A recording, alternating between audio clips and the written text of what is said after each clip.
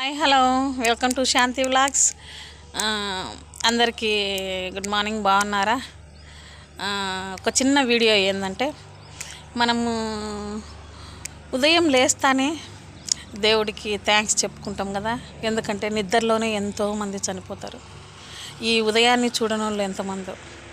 మేము ఎగ్జాంపుల్కి చెప్తాండా, మనం లేచి అంతా రెడీ అయ్యి వచ్చిన తర్వాత ఇక్కడ ఒకరు చనిపోయినారు, ఇద్దరు చనిపోయినారు అట్లా చెప్తారనమాట. ఈరోజు కూడా అదే జరిగింది. నిన్న బాగుండే మనిషి ఈరోజు లేడనమాట.